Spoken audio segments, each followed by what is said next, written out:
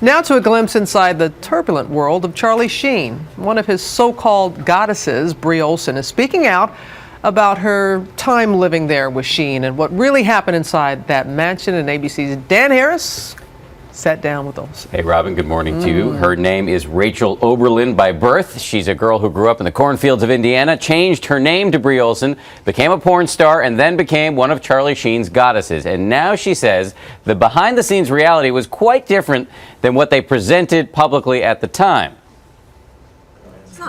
When we first met her, she was part of the trio at the heart of Charlie Sheen's bizarro world Ozzie and Harriet situation. These are my girlfriends. These are the women that I love that have completed the three parts of my heart. Bree Olson, a porn star, was one of Sheen's so-called goddesses, alongside Natalie Kenley, a one-time marijuana model. Natty and Charlie have their own special connection. I have my own connection with Charlie, and then Natty and I also have our own relationship.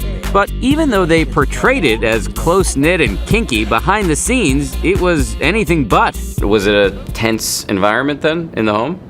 At times. Between the two of you, the women, not you and Charlie. It was like you could cut the air with a knife sometimes. I felt like I couldn't show Charlie the affection and the love that I wanted to show him because of how she would react. It seems crazy to everybody else, but for us, I mean, it works well. And we all love and respect each other and respect each other's boundaries. Yeah, well, I don't know what to tell you. I think she was trying to convince herself that it was great. But, I mean, she was crying like every day. She was really upset about it. So how did a farm girl from Fort Wayne, Indiana, end up as part of this love triangle? It all started when she was a 19-year-old pre-med student. What got you interested in the adult movie business? It's something I'd always been interested in. I've always been very insatiable sexually. 5 years later, she was one of the most popular and highly paid porn stars in America, which is how she met Charlie Sheen, who had a long-running interest in adult film stars. What did you like about him? He made me laugh like just every other thing he said. He doesn't have a regular, how's the weather conversation, you know? They started dating almost right away. She says she was aware of the reports of Sheen's violence, allegedly holding up a knife to his ex-wife Brooke Mueller and then trashing a hotel room with another porn star in it. But she says she figured it was all tabloid misrepresentation. But were you not concerned that there might be even a kernel of truth to it and that maybe you were putting yourself in a dicey situation? I believe that from most rumors there's some truth, but I did not get that vibe from him whatsoever. Have you ever seen him behave in a violent way? No, I've never seen Charlie behave violent in any situation. You've never been in a situation where you felt personally scared or threatened? No. Olson also swears up and down that she has never seen Sheen do drugs, even when she moved into his home in February. What did surprise her, she says, was Natty. So you moved in, and as you're moving in, you find out that there's another woman living there too? On the ride over there, his assistant Rick says, do you know about, did Charlie tell you about Natty? And I was like, who? And he was like, oh. And then I get to the house, and there she is standing in the kitchen. And she did not look too happy to see me there with my bags. 1 week after she moved in, the war between Sheen and the creator of 2.5 Men began.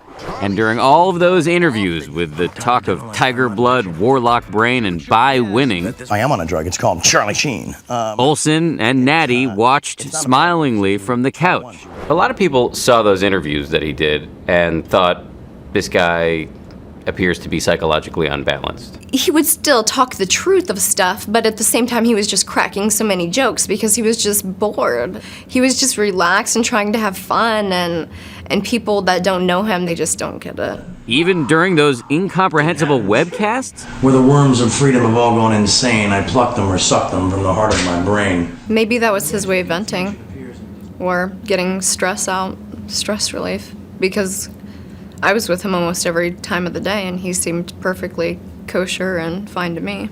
The memory that stings the most from that period, she says, is the uproar over the goddesses caring for Sheen's 2 young sons. That is so absurd that, oh, a porn star is not capable of being around children. Just because I've chosen to do what everyone else does in this whole entire world on camera does not make me ineligible to be around children. Olson stayed with Sheen through the beginning of his disastrous tour, but then she says the pressures of the road and the meddling of Natty led her to leave. These days, she's on the cover of the most recent Playboy magazine, but even though she's single now, you will not catch her saying anything negative about Charlie Sheen. You're pretty fiercely protective of him. I always will be. He's like, I always felt like he's just, I see like little Charlie in him, you know? Like I see like little boy Charlie that I just want to protect from like the world that's after him.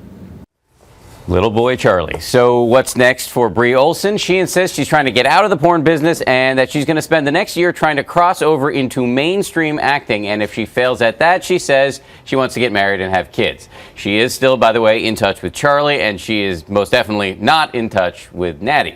I should add that we reached out to Natty and she did not want to comment. But she really doesn't want to talk that much about Charlie. It's fascinating because you're sitting with this young woman. She is so candid, so free in her speech about almost everything. But when you talk about Charlie Sheen, she really toes the line. She does not say anything negative about him except for admitting he may have made some mistakes along the way. But then again, who hasn't?